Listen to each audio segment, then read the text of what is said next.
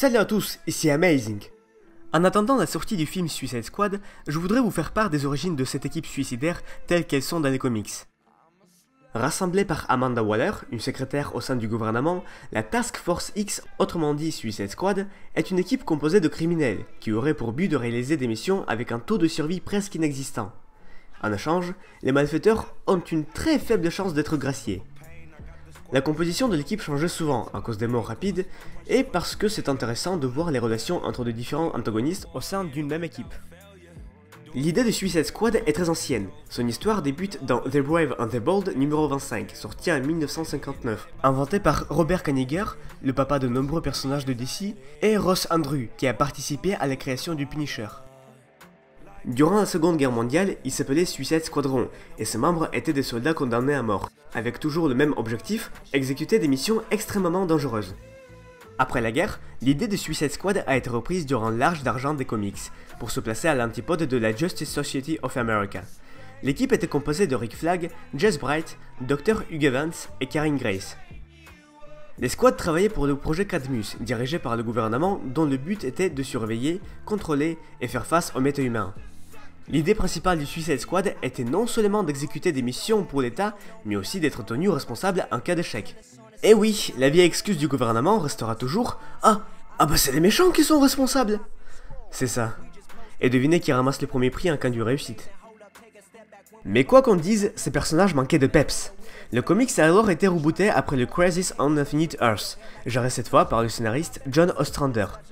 Tous ses membres étaient des super vilains plus ou moins connus de chez DC, tels que Deadshot, Bronze Tiger, Rick Flag, Blockbuster, l'Enchantress et Capitaine Boomerang. Comme je l'ai dit, la responsable de l'équipe est Amanda Waller, qui je pense mérite d'avoir sa propre vidéo, car imaginez le tempérament de cette femme qui parvient à tenir en laisse tout un tas de pires criminels.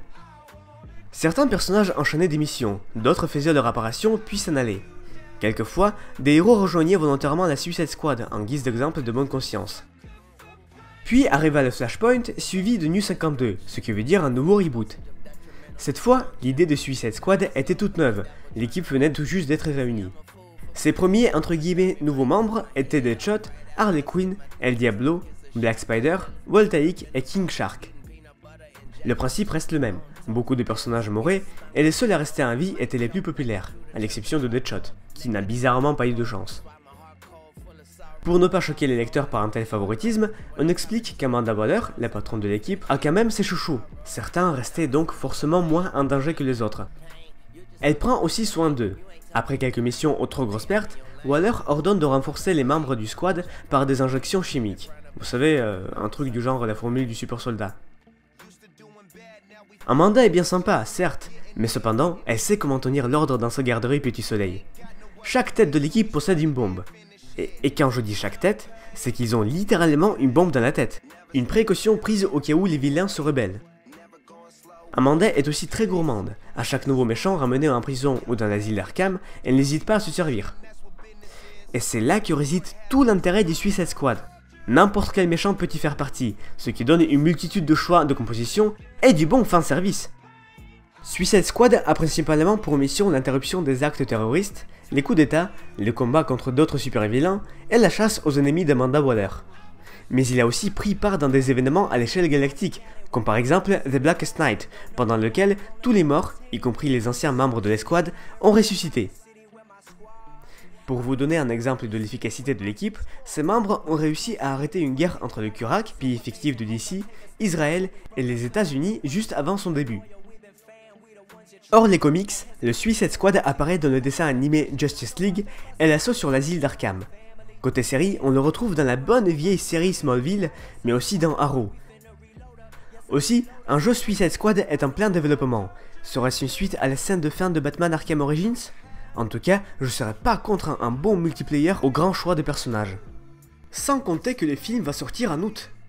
Mais qui sont les membres de l'équipe dans ce film? On va voir ça tout de suite. Slipknot.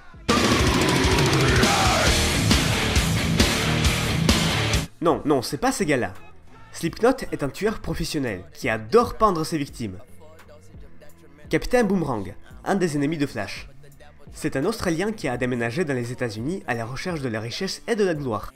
Au lieu de ça, il est devenu un criminel, qui se débrouille plutôt bien avec les boomerangs. D'où son super pseudonyme. Katana. Elle est une guerrière au sabre magique, contenant l'âme de son mari décédé, ainsi que celle d'autres personnes. Elle a été membre de nombreuses équipes, notamment Birds of Prey, Outsiders et même la Justice League. L'Enchantress. Entre autres, c'est une magicienne, mais le point intéressant de ce personnage réside dans sa schizophrénie avec deux personnalités très dominantes. Elle peut donc être soit une héroïne, soit une méchante, tout dépend de la personnalité qui prime. Le problème, c'est que le changement de personnalité peut se produire à tout moment, même lors de l'exécution d'importantes missions. Plus de peps, vous vous rappelez? Killer Croc. Dès sa naissance, il souffre d'une maladie de peau qui a rendu cette dernière très écailleuse. Oui, la maladie est toujours une bonne réponse à la question pourquoi ce mec ressemble à un crocodile. Ce personnage est surtout connu en tant que l'un des ennemis de Batman. Deadshot, un autre tueur professionnel et un autre ennemi de Batman. Les armes à feu sont son atout principal. C'est aussi le seul membre de l'équipe à être... bien dans sa tête. Rick Flag Jr., ancien pilote, expert militaire, est le leader de l'équipe. Auparavant, son père était à la tête du Suicide Squadron. El Diablo. Ce personnage a eu 3 alter ego, mais dans le film, il sera question de Chato Santana, un ancien membre d'un gang qui ne comprend pas trop d'où lui vient ce pouvoir du feu. Bien qu'il soit un vilain, El Diablo a une bonne conscience. Un jour, quand son feu avait tué des innocents, il s'est rendu lui-même à la police. Harley Quinn. Non, sérieusement, est-ce que j'ai vraiment besoin de vous présenter ce personnage? Dans une autre vidéo, vous dites? Bon, d'accord.